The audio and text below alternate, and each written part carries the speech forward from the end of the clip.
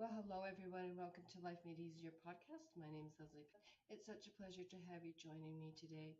Today, I am so excited about this episode for several reasons, but one is that the woman that will be on the podcast today and I have a passion for kind of the same age group of people, and what she's done, I think, is just miraculous. And before I give her secret away, I'm just going to introduce her first. I would like you to welcome Baraka Getz. Baraka is a wellness expert, and she's actually a Harvard educated author of 40 books that help my favorite group of people, which are children, and it helps their souls to shine.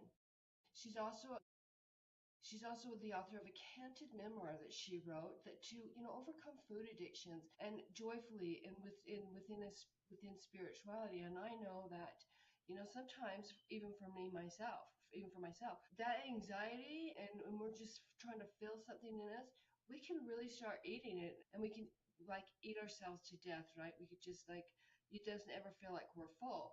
I'm sure that she'll have a little bit of insight into that if we get time to.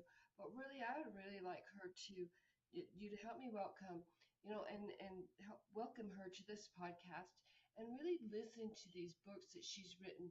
She's an incredibly creative genius to me, and she touches my heart and soul because of the effort that she's putting into touching the hearts and souls of children.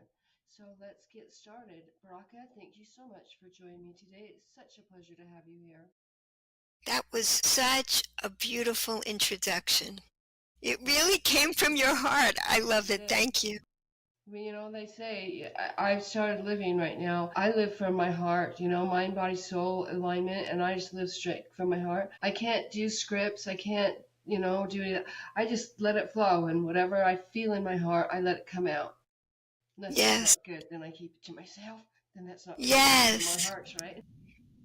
Exactly. That we have it is an expression. What comes from the heart goes into the heart. So Right. thank you. Well, you're very, very welcome, and thank you so much for joining me. There's so much that I remember from our conversation and meeting. I'm just going to turn this over to you because I know that you obviously know what you're doing, and I just want you to share with everybody like you shared with me because it was really so beautiful what you're doing. Thank you so much. Thank you. Well, my mission is to increase joyful gratitude in the world. That says it all. And the best way to do that is to start early, to help young children as early in life as possible develop gratitude skills, learn happiness skills that they will have for the rest of their lives. So right now there'll be 45 books as of this coming week out, and Congratulations. yes, thank God. In every one of the books, we learn gratitude in different ways. And in some, it's the main focus of the book. In some, the message is more subtle. But every one of the books helps children to experience and appreciate the abundance of gifts in their life. And that's what we're really all here to do. So start with there's a couple, like there's 5 different books that we discussed, but really I want you, maybe we start with the latter. Okay, I'm going to start with the latter. This actually is not yet a book, but I have written it as a book for children as well. But I love teaching about the pleasure ladder. I actually learned this. It was created by a wonderful rabbi who changed my life, Rabbi Noah Weinberg. But it's based on ancient mystical teachings that are universal. So this is called the Pleasure Ladder. People can download it from my website. Actually, it was free, but now it's $1 because somebody's hacked into the website and just started constantly downloading it. So in order to stop that, we had to make it $1 to download the chart. And then now they're not doing that. I don't know what that was about. But this just happened recently. It explains that there's 5 levels of pleasure, which corresponds to our 5 fingers. Our 5 fingers are right in front of us. This is showing us we have the ability to bring joy into our lives at any moment. It's totally in our own power. So here we have this right in front of us to remind us, and these 5 levels also correspond to the 5 levels of the human soul. The lowest level of the soul is the part that's attached to our body. So it's all the natural physical pleasures, all the pleasures that we can experience with our senses. That we, I just have yeah, one quick question. The 5 levels of the soul. I've never heard of that. yeah, yeah. We'll talk about that in a minute. But The 5 levels of the soul, is that what you said? Yeah, I've never heard of that. So go ahead with the 5 senses, but I mean, I just have never heard about the 5 levels of the soul. Exactly. It's in, if you've heard of the ancient wisdom of Kabbalah, it's in there that we learn this. And it's kind of a secret teaching, but it's time now for it to be revealed to the world. So it's really, really important information to spread all over. So it's the 5 levels of the soul, but it's through the ancient wisdom, and we can learn more about it through the Kabbalah? Yes, okay. That's where it is. It's explained. There's a book called The Way of God, and that book explains all these levels of the soul. The author of that book is Rabbi Moshe Chaim Luzzatto, but it's a book that you can find any place. So it also explains that the purpose of life, it explains in that book, the purpose of life, we were put here to experience gratitude. We were put in this incredible garden to enjoy it. In other words, this is amazing stuff, but God is everything. Yes. So how can everything have a relationship? Only by creating the illusion of retraction. And when that illusion happens, then the relationship with another can take place. And we are the other. We are the other, and our part of the relationship is to experience all these gifts with gratitude. That's really our whole purpose for being here. The 5 gifts of the soul, experiencing the 5 gifts of the soul with gratitude. Well, the gifts that we have in life that surround us every moment are infinite. Okay. There's no limit to the amount of gifts happening. Anybody listening to the podcast right now, they have infinite amount of gifts in their life right now, but they're not aware of this. Right. We don't live with that constant awareness. So the lowest level are all the sensual pleasures. It's the natural physical pleasures, all the healthy food that's given to us, being in nature, moving our bodies, dancing, gardening, music. All these are examples of natural physical pleasures, and when we experience them with gratitude, that brings us to that lowest level of pleasure where we feel filled up. We get real fulfillment when we experience any of these natural sensual pleasures with gratitude. That's the secret ingredient, the gratitude. And the next level, each level up brings more connection and more lasting pleasure. Because when we're in addiction, let's say a person is overeating, like I had that problem of overeating, nothing ever fills you up. Right. You keep desperately searching for externalities to fill the emptiness within. And it only makes the emptiness deeper and deeper. It just makes the hole bigger. So what does fill you up? Gratitude. When you experience you eat an orange, for instance, an orange. The fruit are green. They are camouflaged in by the leaves. They're protected so that they can when they become the most beautiful, vivid color, that's when they're ripe and ready for us. And they're calling to us, we're ready. So the orange is bright and beautiful, and it smells beautiful. Our eyes see it, our nose smells it, and then when the sweet juiciness, it's kept in for months. It's waiting for us. The orange that you hold in your hand was made for you. Right. It was made with infinite loving kindness and infinite intelligence because you're the one with the orange. And you experience it. It's been individually wrapped and preserved for you. And when you finish it, you find these seeds. They are designed to create infinite more oranges. If they get planted in the soil as they were meant to be, they become more trees and more oranges. It's the intelligence in a seed is unbelievable. So this is just one tiny gift, one orange, and we can't even imagine all the gifts in our lives right now.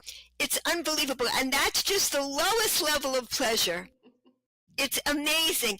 So, and when a person is in addiction, what they need is connection. They feel we're self-centered. We feel estranged, alienated, disconnected, lonely, anxious, bored, depressed. This is what builds connection, gratitude. The next level up is love. Now, love seems dependent on somebody else. It doesn't seem like it's empowering and we could bring it into our lives at any moment. But the ancient mystical definition of love is focusing on the virtues of another. What do you appreciate about someone else? And you could do that anywhere. In a prison, a person could focus on a grandmother that did a kindness for them, and they're uplifted, inspired to be better. They can bring that warm feeling of love into their lives. A person doesn't have to be present, just by focusing on the virtues of another. That's how we can all bring love into our lives at any time, at any moment. So love is even a greater connection. First, we're connecting to a thing, a natural thing in the environment, like an orange. Now we're connecting to another being. The middle level up, a higher level of pleasure, is when we do something good and meaningful. We are giving back in gratitude to the world. And I was on another show, and the host said he was feeling miserable and lonely, and he had 2 slices of pizza, and he's about to plow through the whole box of pizza by himself. Yeah, I mean, I can relate to that. And there's a knock on the door, and his neighbor wants his help for like 2 minutes, I don't know, to move furniture or something. He helps his neighbor, he comes back, and he doesn't need the pizza anymore. Like, what changed? What changed in those 2 minutes? He could put the pizza in the fridge for the next day. He didn't crave to eat it anymore. What changed in that time? Right. His gratitude, I mean, he just found something. You know, honestly, I think that there have been times when they say when you're feeling the lowest, and this is especially true for me, when I'm feeling the lowest, if I do something for somebody else, it makes me feel better. Yes. And I'm seriously, we think we want others to do things for us, but really, when people do, it's not really what we wanted. It's not what happens for me. It's really not what I wanted. It wasn't. But if I'm not feeling well and I'm kind of upset and I just know I need to get out, right? And I can get out and I know I need to run to the market or something. That, like, if I'm walking into the store and I see someone that I can assist, right? Like an elderly person which is my second group of people that I love to death, to help them put their stuff in their car. Just even simply offering, whether they take advantage of it or not, but just that offer. Yes. And smiling at somebody or thanking somebody or finding something good. Yes. In the environment. And it doesn't even have to be a person. Yes. Sometimes we hate everybody. But we can find something good in the environment that will bring us out and feel good, like the flowers or, ooh, it's springtime or whatever it is, right? Yeah. Exactly. At my lowest point in my life, when I lost trust in everything, I focused on a tree. That I just like clung to this tree. There is still beauty in the world. I know it. That's how I felt. That's what we need. And initially, that connection to nature, to one beautiful thing in the world, and then we could move on to appreciating people, reach out and help somebody. Each of these things, we always hear about this. We hear if you're feeling depressed or anxious, like healthy, exercise, volunteer, but now you understand why. It actually fills our soul. These are the requirements. This is what our soul needs in order to flourish, to get real fulfillment in life. So exactly, doing something meaningful, just even offering to help somebody fill up their cart, you suddenly you have nourished your own soul while you nourished another soul. It's the fuel that we need. We need to nourish our souls as much as we need physical nourishment every day. That's the recognition, because who we are in essence are soul. Right. These bodies that we have are just coverings for the soul. They're like our clothing, but who we really are is our souls. Right. So the surprising one, again, above even higher level of pleasure, is creativity. It's when we put a unique part of ourselves into the world, like you're doing with your podcast. It's something nobody could do what you're doing right now. Everybody has, like you've said, I read specific mission in this world. Everybody has a specific hue of color that nobody else has that needs to shine in this world. So when we express that unique part of ourselves into the world, it's the greatest feeling. It's like we're on a high when we are being creative that we don't even realize that time is passing. We don't even notice if we're hungry. We don't even notice if we need sleep, because we're on such a high when we are being creative. But there's one, and this is the other thing, when we do it with gratitude, it takes the ego out of it. And we just know we're a channel for this creative energy that's flowing through the universe. Then you don't have to worry about not succeeding or writer's block or whatever. It doesn't matter. You're just expressing these gifts of ideas that are flowing through you. That's the flow of creativity. And the highest level is called transcendence. It's when we recognize that we're all connected and we're all plugged in to the same source energy. It's flowing through all of us and through all the creations. And when we recognize that, it just lifts that veil of separation. And so we know, as an addict, as someone depressed, anxious, we feel closed off and separate. Here we are recognizing with wonder and curiosity and awe that really we're all connected. That's the highest level of pleasure that there is, and we experience that like under a starry sky at night. I remember one from my childhood that never goes away, being out in the country under the stars, and you're a part of such a great universe. We experience it in many different ways, but we just get glimpses of it in this world. It's not like we spend all our time in that state of bliss and awe, but we get moments of it that fuel the rest of our day. You're such a beautiful person. I listen to you and I think, yes, I realize that you're Jewish, and I don't know a lot about the Jewish faith, and this really isn't about religion, but it's like you just said things that encompass about just every belief system, right? And then Yes, no belief system. It's like it's both sides. You just so eloquently expressed both sides of the reality. Like people are religious, and then people are spiritual. But I think I should define what I mean by that. People either follow a faith, a religion, or they follow spirituality, which means they just create a relationship with their deity in whatever way they feel called, and they go with that. And I think that a lot of people have shifted into more spirituality than they are religion because they've been disappointed by the religions and by some of the happenings in churches and things that have been going on. And even though people left that, right, they left it, and very few are coming back to it, right? Very few are coming back to it.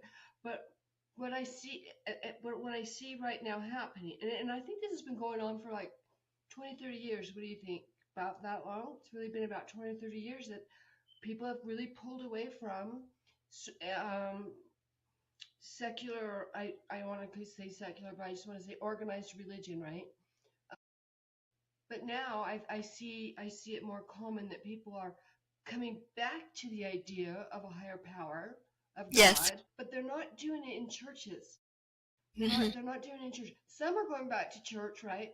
But a lot of them are really focusing on that relationship within themselves more. And this is to me spirituality. Your relationship, your internal relationship with yourself and your higher power. I think that's where people are shifting. And you said it so eloquently that matched perfectly anybody coming from either perspective. See, this is what I love Totally. you. This is why Thank you thank so you. much. This is Thank why you you so just make me much. so happy. So, Bracken, tell us a little bit about yourself before we get into the books. Well, I'll tell you, this is my memoir is called Nourish the Soul, Filling the Emptiness Within. And I didn't really write this book. I compiled it. I took excerpts from my diaries, my actual diaries, which I later called a journal, and letters that I wrote, and I filled in missing pieces.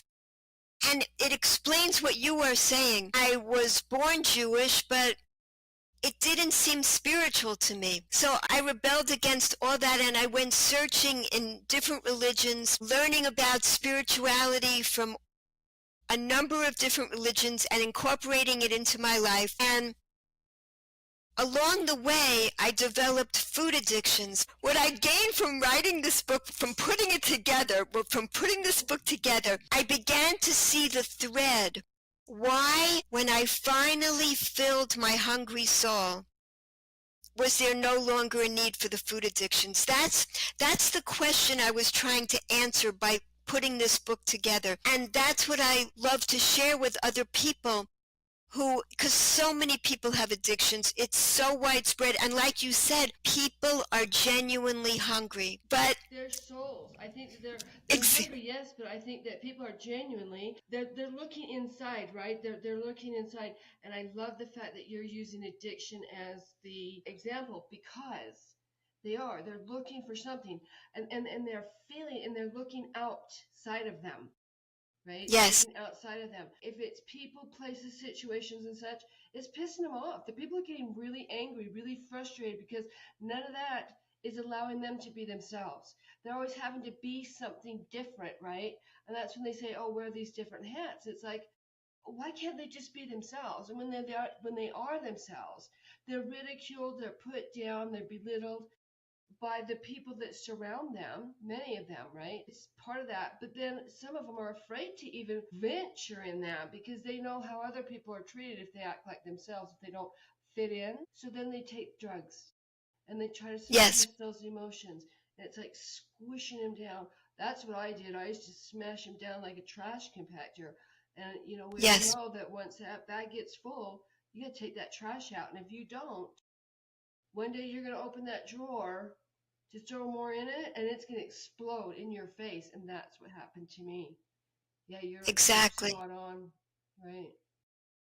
Exactly. We are like this. Let's see if it can work here. We're like we're a light. We're always shining. We're a light that's always shining. But what happens is we get covered up, you know? We Right. put layers and layers on top of us, like you said, to Those false protect us. beliefs. Right. Yeah. Exactly. We protecting us, and then what, and we don't even realize that we're still shining. We have no idea because we've covered it up so much, but it's still there. Our soul is still shining. So the answer is sometimes we need support, we need help from a mentor, therapist, whatever, to help to remove those protective layers that we've put on through the years. But we also need to keep refueling.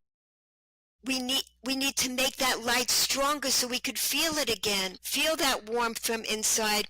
And that's how we do that, is through gratitude. That is how we nourish that hungry soul. So, the sun is always shining, but it doesn't look that way. It gets covered up with clouds. These are like all the clouds in our lives. When we remove them, then we see clearly the sun is behind it. It's always there, just like our soul is always shining, but we're not aware of it. So as we help ourselves, we gain the awareness in our consciousness. That's how we bring more joys into our lives. And the earlier we start, the better. That's why I wrote this book is only for adults. So it goes through the raw pain that I experienced with the food addictions, the terrible binges, the desperate searching for what could really fill me up in life. Now I'm never running on empty anymore, so it's totally different. I don't need those binges because I know that when I finish a whole container of ice cream, I'll be emptier than the container. I know that 95 more spoonfuls or 95 more potato chips won't fill me up. All that doesn't do it. And even fame, fortune, power, these things don't fill us up. What does fill us up? Gratitude. That's what changes us. So share with everybody, because I think this is really, really, really beautiful. Your younger years. I mean, you went to the different religions, because that's one of the things we had in common. You really looked at different religions too, and I was doing the same thing. I was looking at different religions because I was looking for God, right? I was looking for that relationship, and I mean, I've told you, when we met before, I didn't find it. I didn't find it in any churches. But share that, because I think this is really beautiful. One point, When you after experimenting, start out like when you were that younger, beginning in your 20s. Yeah. You're like, Yeah, like when I began to, after like experimenting with all kinds of things, I started all of a sudden doing well in high school. And I started learning about everything because I was looking for ultimate wisdom. I began just learning about everything. I started doing well and I got into Harvard. And like my parents didn't fit with what they pictured, but I just ended up going there. And even there, I love learning about everything, but what I focused on was learning about, I did actually breakthrough research back then in eating disordered behavior and food addictions when I was suffering at the same time, which is very typical. I was trying to understand it. So I was getting sicker while I'm learning and studying all this in psychology at Harvard. And then after that, I went on to medical school. There I wanted to be a psychiatrist. By that point, I was at the lowest point in my life. Here I am in medical school, graduated from Harvard. I look successful. And I was suffering so terribly because when you have an addiction, it's all done in secret. No one has any idea how miserable you are. I mean, rarely do people find out. You put a lot of energy into covering it up and keeping it hidden. So at my lowest point there, I was in my first year of medical school. That summer, I had a 6-week break. I went to Israel. I ended up actually discovering the roots of spirituality in Judaism, and that's what I learned that summer that changed my life. I ended up not coming back to the States, and I lived there for a number of years. I met my husband, who was on a similar path. I met him a few months after I got to Israel. And we ended up getting married, and we've been married for a long time now. We began raising our children there, and then we came back to the States, and now we are actually in the process of returning to live in Israel together now that our children are grown and they have their own beautiful families.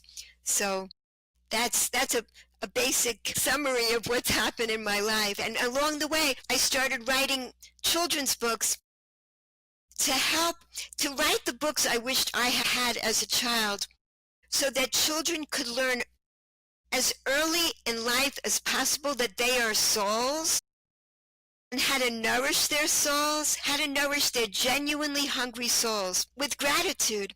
And so that's what my books are teaching children. Yeah, and now my youngest children are actually, my first 40 books were published by different publishing companies, and now my youngest children have taken over, and they're publishing my books now, which is very exciting for them, being part of just spreading these messages universally. Thank God. I think it's beautiful. Now, are you ready to? Is there where do you want to share them now? Because I think they're wonderful. Thank you so much. This was a very classic book in the Jewish world, and now we're publishing a universal version of the Happiness Box. It's the story of a boy who's miserable. He never feels like he has enough. He doesn't get enough. His parents one day get a washing machine. He's like, why don't I get anything? So then his father has this idea. The box that the washing machine came in, he tells his son, this is the happiness box. You go inside this box, you can only think happy thoughts. So he goes in. Okay, what can I be happy about? And he starts practicing gratitude. Okay, I'll be happy about this. I'm happy about that. Then every day when he goes in the happiness box, he focuses on what he appreciates, and he becomes a happier and happier person. One day he's going someplace and he realizes, oh my gosh, I have no happiness box. How can I be happy? And he realizes where the happiness box really is. We all have one. It's right here, below our hair, above our eyes. There's a happiness box in your head, you see. It's a happiness box if you let it be. So that's really what this book is teaching very young children, and it's changed many lives for generations now, actually. And yeah, so I'm really grateful that this book is finally now coming out in a universal version. So it just came out, yeah. Which book? This was one of my earliest books, and now it's the first time it's come out as a universal book. Yeah. Wonderful. See, that's the one. That one is, I think, is so powerful because we're all looking for, sometimes, when we're looking, I think many people, especially for me, and I can say this now because of what I went through, we don't know how to look within. Everybody I've ever asked, because this is what happened to me when I, started discovering all this new found me, right? It was because somebody asked me, who are you and why are you here? And when they told me to look within, I was like, look within what? And I didn't understand it. And when that happened, now I've asked other people, that I've come across, I've even discussed this with, but even when I was first started out, what does it mean to you to look within? Have you ever looked within? What does that mean to you? Do you understand who you are? Why you're here? I mean, what if I asked you who you are? What would you say? And then they tell me the same thing I said, right? Oh, I'm a mom, I do this, I do that, blah, blah, blah, right? All this external stuff. And I said, but that's external stuff. What about in here? So many people. I don't think that I met one person that could honestly say what that was. So that's why that book's important, because we're looking outside of us for the happiness. Exactly. But because nobody taught us, and I don't think that this is something that we need to put in this, the dark shadow or heal your child or inner child or whatever. I think because we're healing forward, right? But I think that it's not, we can't blame our parents, we can't blame people. What we can do is we can say, you know what? This is what a beautiful, profound realization. Nobody taught them. So if nobody taught them, how can they teach us, right? How can they teach Right. us what this is about?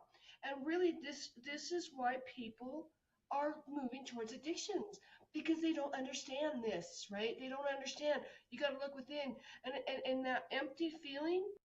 That's as you get older, it gets more and more and more and more empty, and this is why people take their lives and people do drugs and people get addicted. It's because they don't understand what that loneliness is, and what that loneliness is.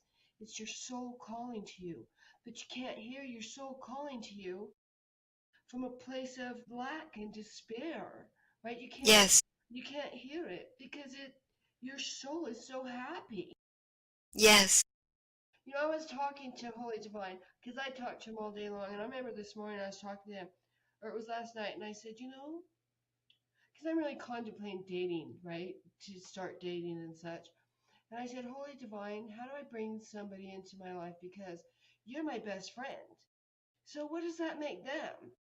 You know, I want them to be my best friend, but they can't take your place, right? I said, so this is what I decided. You're my happiness, Holy Divine. You're my happiness. You are my forever. You are my joy. You're my everything. I said, you're my everything. But this person can take the second place and be, right? They can be my best friend. But I've always looked at Holy Divine as my best friend. But then now that I'm contemplating dating and such, I'm thinking, no, it's okay. It's okay. Holy Divine is still there, but now they've just moved up a ladder, like a step right on the happiness ladder. Now they're like the ultimate, right? I said, That's right. I'm telling you, I cannot get through a day without them. I don't know. Exactly. I try to get through an hour without them, or even 30 minutes. My mind, I swear, as God is my witness, my mind will go blank. I can't think. I cannot think to save my life if I don't talk to them. It's You have, it's really that you know what I'm talking about. It's that in here.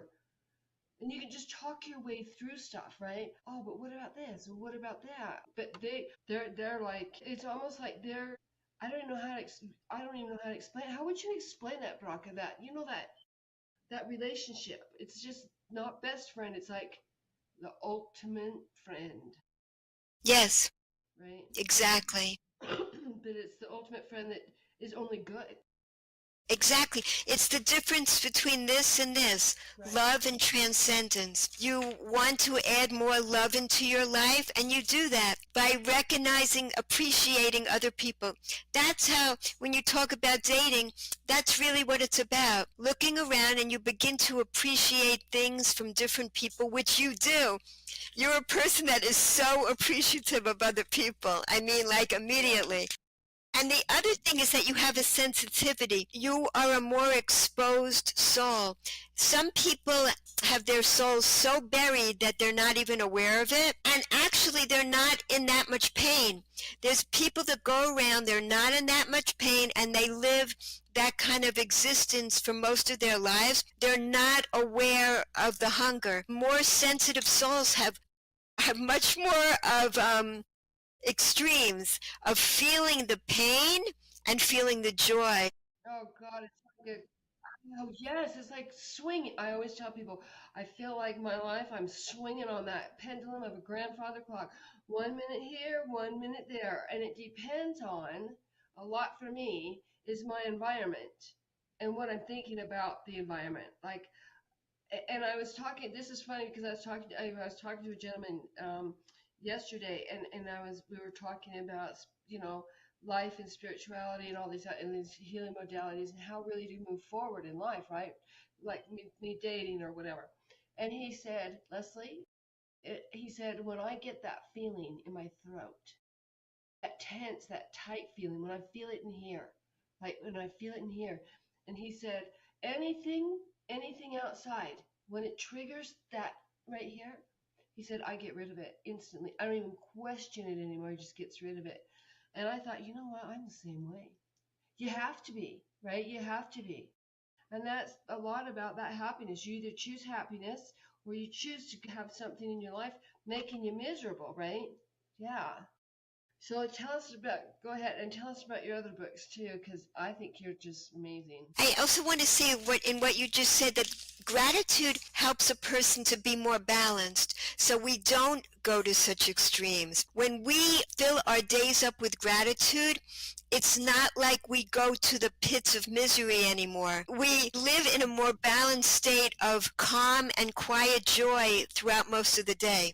It's not that extreme, but it is like it's all woven with joy the whole day. It's incredible. Living with appreciating the blessings in our lives. When we practice gratitude, we train the brain to scan for positive patterns. That's what we're training the brain to do. Now, it doesn't mean that we're not aware of danger. We're aware of danger. We've been through traumas in our lives. And in addition, like I also teach this to children. Two of my very popular children's books actually are about the prevention of abuse of children. Children need to be aware of guidelines. They actually feel more secure in the world when they know what to watch out for. We do need to teach children this. And why do I think that that helps their souls to shine, these books? Things like abuse and neglect dim that light. They cause us to put covers on our souls. And in order for our souls to shine more fully with gratitude, we have to help children. Also, I have books about like Let's Stay Healthy, How to Eat Healthy. All of this helps our bodies to shine and our souls to shine. So another book that I want to mention is The Mother Who Always Said Yes. Because we think this is like we watch the child's fantasy come to life. And is it going to be pleasant? It's like, what's going to happen if you have a mother who always said yes? Just a few more minutes, then I'll go to bed. No, you already had that, my mother said. When I am a mother, I won't say no.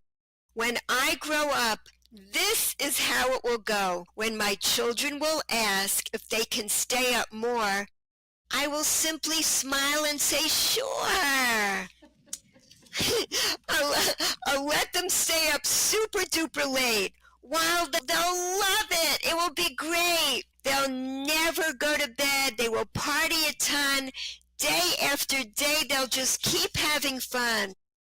Nobody will tell them that it's time to stop. And whenever they want, they can also shop. They can buy anything that they want in a store. And whatever they like, they can always buy more. They can pick everything. I won't care at all. Why should I stop them? Let them have a ball. You're going to see that she's thinking how great it will be. And then things get more and more dysfunctional in the home as there's no limits, no boundaries, and it doesn't become pleasant at all. But the book never tells the child this. At the end of the book, the child realizes it on their own.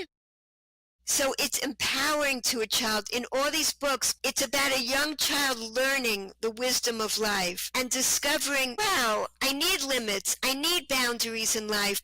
It's going to help me be a person that can appreciate what I have and not take everything for granted. It transforms children as they read the book. And, you know, with children's books, they keep repeating them until it really gets inscribed on their souls.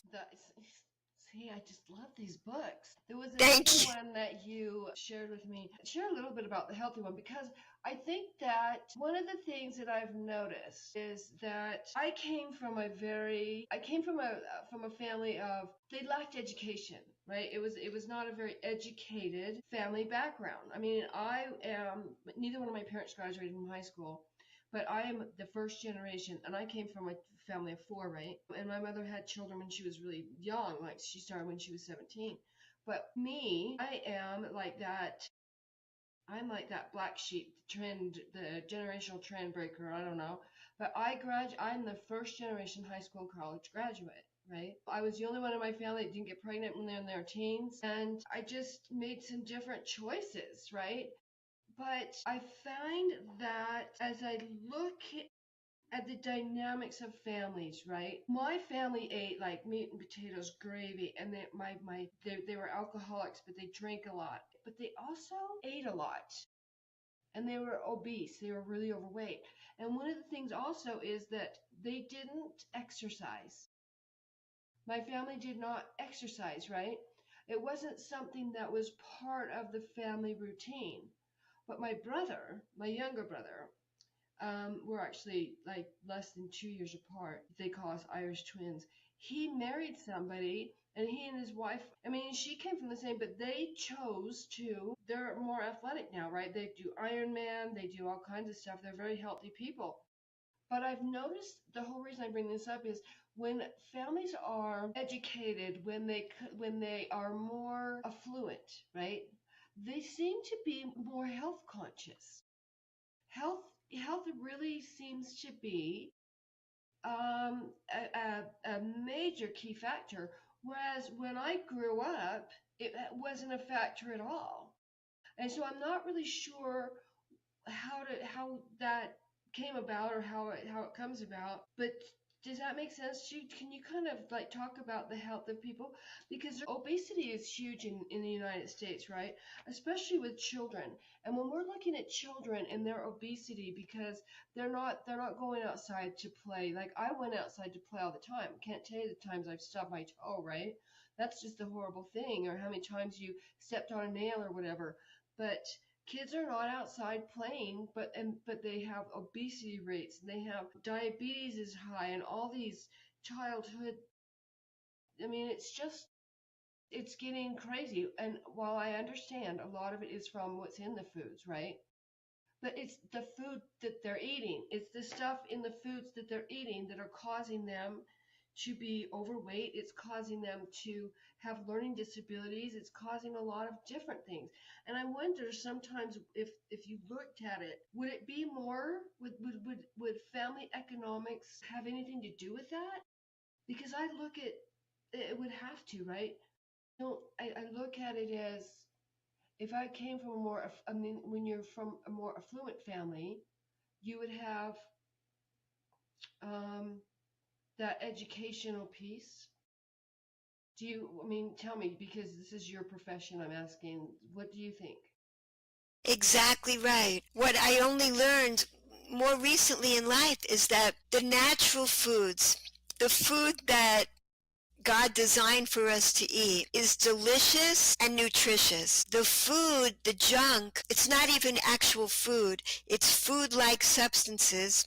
The junk food is delicious. It's designed to be delicious and addictive. It's actually designed to be addictive. They've calculated in the labs, they designed bliss points that will make you just want to keep eating more and more and more of it and never feel satisfied. Well, an orange, it's rare to eat a whole bag of oranges, but a whole bag of potato chips a person could do. It's designed that way because they've taken out the fiber, the water, the nutrients, and they put in abnormal amounts of salt and sugar and fat that are not found in nature. And these have an effect on the satiation centers in our brain. Our brains don't know what to do with it, and they keep eating more and more to get the correct amount of nutrients. It causes inflammation in our bodies because our bodies, I explain that in the book, Let's Stay Healthy, our bodies are saying, what are you giving me? This is not normal. This is not natural. And the bodies react with inflammation, and that's how we develop these cardiovascular problems and all the many health problems that people have today, the chronic illnesses that come from not eating healthy. Our bodies are not meant for that. So it's true, the more affluent people today are generally thinner, the more educated people are thinner. And it's true, the people that are less affluent are eating more junk, unfortunately. They're not educated to know that this is not good for their bodies. It used to be the opposite. In ancient times, like the kings were fat and big, and the poor people were skinny. They didn't have enough food, and they ate the natural foods that God was giving. This junk food wasn't a problem in way back when, So things have shifted, and now it is really true that, unfortunately, people from lower economic levels tend to be heavier than the people from higher educational and economic levels. And again, with more education, we can change this so people can go back to appreciating the natural, wonderful foods that were made with so much loving kindness for us, not out of greed, like the junk, which is made to get us addicted, actually. That brings me back to when I started really getting conscious about health and stuff. When my kids were younger, when I was having children and raising them, we had vaccines, 11 vaccines, right? 11 or 13 vaccines were required. But I remember them wanting to, and I was really, something in time is, but they wanted to give my kids vaccines with chicken pox and measles. And I said, people don't die of chickenpox and measles, so I'll just pass on that one, right? I said they have an automatic immune system for a reason. And honestly, Baraka, I'm not even sure where all this knowledge or this desire or this came from. I just knew it was inside of me, that my heart. But I found it interesting that when I came across some documentaries, because you mentioned the stuff they put in foods, and they actually have scientists seriously creating these chemicals or these additives to do exactly what you're saying. And they showed there was a documentary. Here's why you like McDonald's so much. Here's why you eat so many potato chips. And they sell this stuff to these companies, and these companies are paying for this to be made so that people consume more and more and more and more and more of it, right? Exactly. I was like, dang. And when I learned that, I thought, and I really shifted the way that I fed my kids. I stopped really eating things in cans. They never really ate processed foods, but there were, a few things that they would. But I just stopped doing all of that stuff, right, as much as possible. But yeah, I just was incredibly shocked at they seriously have labs, and they pay these people a lot of money to figure out this formula. That I wonder, now that we have all these government changes going on, and with food dyes and additives, I wonder, I mean, that's a really good start, but I wonder how many of these things that they've been creating are actually inside, those dyes, those stuff, if to where people are going to really become more health conscious of it. 'Cause that would be, God willing. that would be so nice, because I think it just showed that I wish I could remember it, but it triggers something in the brain so that you do this, and it's probably that area where you were talking about satiation. And that's where I just keep eating and eating and eating. I'll tell you what, I could eat almost a whole bag of those little kiwi oranges, right? That's one bag of oranges I could probably eat a lot of. That's great. No, they're so healthy. Right? They give us fiber, vitamins. They're filled with love, Right. and they're filled with intelligence. Yeah. So tell us, what other books have you written that you want to share? One other book I want to mention is Don't Read This Book. This book, it took me 30 years to write this book, because I had the title, I had most of the book written, but I didn't have what is the surprise ending. I just didn't have the life wisdom to be able to share it until recently. And what this is, we all have this voice in our head, and we all think we're the only one with that inner critic. We all have an inner critic, whether it comes from our childhood or painful experiences putting us down. We all have this voice, and what this voice is telling us all day long is to focus on what we don't have. It's telling us, you're missing this, you're lacking that.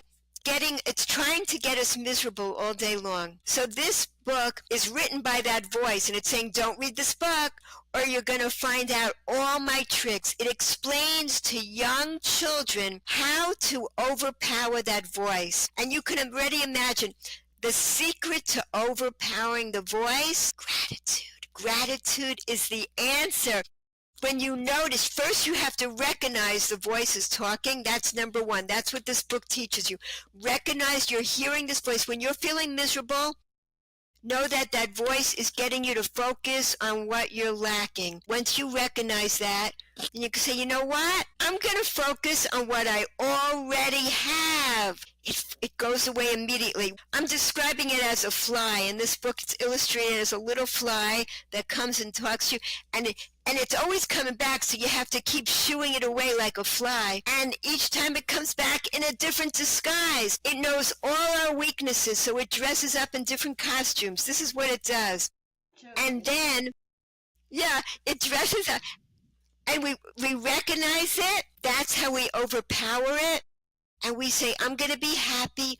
I'm going to focus on what I already have. That's what changes us. It's what changes us as children, changes us as adults, and we have the power to do that. What the surprise is realizing, that little voice inside your head, it's also a gift from God. Isn't that amazing? That's what I didn't realize. That voice is your personal trainer.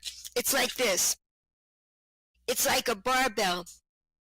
It's pushing on you. It's giving you this weight. It's weighing you down with misery. As soon as you realize, oh, I'm feeling miserable. I wonder why I'm feeling miserable. What just happened? And that's making me feel like I'm missing something. It's getting me to feel a scarcity in life. When we feel a scarcity of pleasure in our lives, that's how we go into addictions. Instead of recognizing there's an abundance of ways to bring pleasure into our lives every single minute. That's how we have to keep empowering ourselves. So this is weighing us down, making us miserable. And when we realize it and we push it away, that's how we grow our gratitude muscles. Every single time, all day long, when we hear that voice trying to get us miserable, I wish I had a boyfriend. I wish I had a love life. I wish I had this. I'm all by myself. I can do it. I can bring love into my life at any moment. I'm going to go around focusing on all the virtues of people. I have that power. I have so much to be grateful for. I'm such an intuitive person. I recognize so many wonderful things in this world. Suddenly we're grateful again. Takes away the loneliness instantaneously. That's all we have to do is recognize it. So this is what I'm helping children recognize as early in life as possible. And they get it. They totally understand these things, and it transforms them so that the rest of their lives they have these tools. Would you like to read like an expert out of it? Read a section of that. Because I think... My pleasure. That's such a great idea. Thank you. Okay. Don't read this book. You can still close it fast, or soon you may know way too much. You're still reading? Oh, this book should be marked do not touch. You won't put it down. Please just don't turn the page. My secrets will be out. And if you read this entire book, you may learn to get rid of me. No! Eek! You're here! And you see the next words that hurt me so much it's a shame. It says right here, when you do something wrong, that it's really me who's to blame. All I do is whisper, though. I whisper all day in your head. But it's not my fault if you do what I say. You could choose to do something else instead. You got me now. One secret's out. I'm a really big sneak. You don't see me. I make no sound, but you can still hear me speak. Let's see. Okay, here, I'm going to go on. Hey, listen here, I may tell you. Just think how yummy it will taste. Nobody's looking. Come on. Don't let this great chance go to waste. If you find a bag way up high, I may tell you to take out just one. Then you take another and another, and soon you are having such fun. That is, until you are in trouble. See, I told you to take only one. Then guess what? In the blink of an eye, the whole bag of candy is done. Well, it just gives more examples of how it's throughout your life until we get to how to focus on what you have instead of always trying to get more stuff. Yeah. I think you have got to be one of the most beautiful people I have ever met. And I know that you are going back to Israel You're in New Jersey right now, correct? In Maryland. Yeah. Maryland. And I know that you're going back, but I want to thank you so much because this has been an incredible experience. But I truly want to know. I think that these books are very valuable. I think that anybody who reads them to children I think that both will get out of it, something out of it. I think that the more you listen to it, the more you read, I think you'll find these little hidden treasures and the secrets, right? Or these little pieces to this puzzle that we're all trying to put together to get to know what's inside of us. And I think that you just did it in such a fun way, right? You did it in such a fun way. And little kids, I mean, instead of the shame, the blame, and the guilt and all that other stuff that some do, you're so positive, and it's like uplifting, and it's like encouraging. It's like, you can do it. Yeah, we know that this is here, but that's all right. We're going to take it along with us, right? We're going to take that doubt. We're going to take that fear.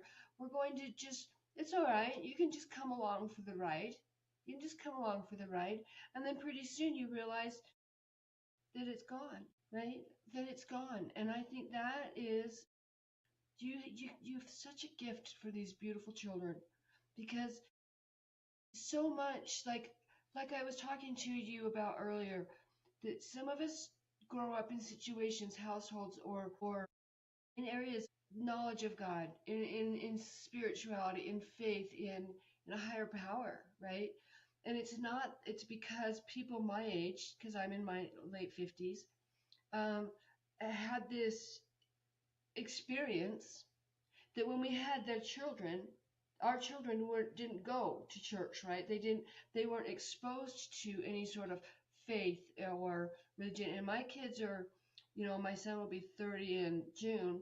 My oldest daughter's 36. So right in their 30s. And these are the people that are having children now, right? These are people raising families now. And these kids won't have, they're even further, right? Further from that exposure, right? So I think that you bringing these books into light, it really helps people look within, because I'm telling you one thing that I am absolutely guaranteed that nobody will ever change my mind on, is your soul will not grow without that relationship. And your soul will not grow without looking in. And certainly it will not grow if you are constantly looking outward for acceptance, for validation, for anything other than an opportunity to learn more about yourself. That's all the exterior has to do. It's an opportunity to learn more about yourself. And when I try to look outside, I think, there's the think, feel, right? You can think and then you can feel, or you can feel and then you can think. There's two different roads to this, to me, right? So I look at the inner part, it's feel and then think, right? So that I get it in alignment. But if I'm looking anywhere outside of me, I'm thinking and then I'm feeling. Because something there, it's a feeling like it doesn't feel good. It doesn't feel comfortable. Why is that feeling uncomfortable? What's going on, right? We have to really analyze what's going on. And then, but basically it's like, who am I? Why am I here? How is that affecting me? How can I utilize that to the best to make me better and not bitter? Because that's all it is. It's looking for the good, being grateful for the experiences, even when they're rotten. Even when there's struggles, is how can I use this to make me better? I know I can. I know I can. And that's what your books are exactly. Your books are emulating that, right? They're showing kids, find the good. Find the good. Yes. Life is full of challenges, even for children, for everybody. Recognizing that all these challenges are also given to us with love. And we are being loved up every minute of the day. That's what we don't realize. There's an ultimate good to life. There's an ultimate good to you. Each single person. This is what I didn't know growing up. That's what I discovered as an adult. And so I love helping children know that early in life. These are so basic building blocks for how to have a great life. You know, I've just had this thought. This is my last final thought because, and I want to know I want your opinion on this. It just came upon me. It's like, you know what? Your books allow people to look within, right? It's when we look within that we find that connection, right? That's when divine Exactly. connects with us. It's like, but we all came with free will.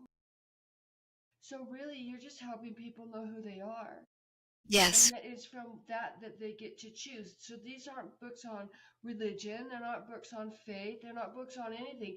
They're books on get to know who you are. Who Yes. are you? Yes. You're a beautiful soul. Right? Like you say, you're a uniquely beautiful soul. Each Yeah. person, what do I say? There's a line, how do you know that your mission in life is not complete? If you're alive, it's not complete. You're here. You're here for a reason. You're here for many reasons. But we all have so much wonderful things to do here. Every single person, every single being. Yeah, I Yeah. always say if you have a pulse, you have a purpose. Yeah, Right? beautiful. If you have a pulse, my friend, you have a purpose, and you just need to figure out what that is. And if it doesn't Beautiful. light you up, if it doesn't set your soul on fire, if it doesn't motivate you to just and it makes you dance or it makes you sing, that person doesn't need to be in your life, or that thing doesn't, because you should be excited every single day about your life.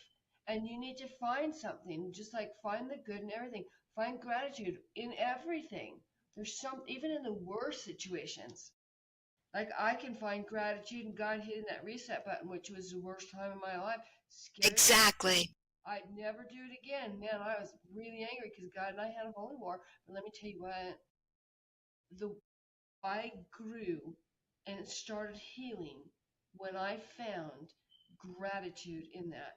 And after I did find gratitude in the worst situation in my life, Yes. said Leslie, and then you can talk to him. He said, I needed to take you out of that because if I would have left you in it, if I wouldn't done what you did, and I know it hurt you, and I'm sorry, but if you would have kept going down that path, Leslie, it would have destroyed you. And you mean more to me than to let you do that. And that was key. So key. So, Baraka, where can people get a hold of these books? Because I know that the people that are going to listen to this, I mean, just get them for your grandkids, get them for your children, get them for yourself. Get these books for yourself and stick them on your bookshelf. And when people come over, let the children read them, but really take these books to heart because I think that I think they're phenomenal. I think that they're priceless. They're priceless. Thank you so much for your appreciation. I'm really moved by how you resonate and your intuition about things in life. And if people can't afford to buy the books, you can always just ask your library, the public library, to order them. That's another way to keep spreading the messages in the world. So I always encourage people to do that. Let them be in more and more public libraries. Right. Yeah. It's a Growing Impact Publications. That's the name of the website that my children are running. Growing Impact Publications. Yeah. I will put that in the information in the description below. And do you have like, I mean, we didn't even talk about this, but I mean, do you have like a special offer for people if they come to the website, they start buying things? I mean, I mean, is that available to people? Yeah, there's a discount for new people that come. Also, everyone can download this. It was for free, now it's $1. Anyway, but it's not this chart. It's got all the information that I talked about written in on it. So it's really good for people to just download it and put it on their fridge or their cabinet. If they ever feel like overeating, you're reminded right then and there is no scarcity. That bag of potato chips, the ice cream, it's not going to fill you up. The whole box of cookies won't do it. But gratitude will. Just start practicing it in tiny ways, even with the one orange. And you'll see it feels funny at first, but the more you do it, neuroplasticity creates neural pathways of gratitude in your brain, so it gets easier and easier to fill up your days with gratitude. Thank you so much. Thank you. I mean, you're just, Thank you. I know that we're going to talk about this again more and more and more. And every time you write a book, I want you to call me and say, or email me.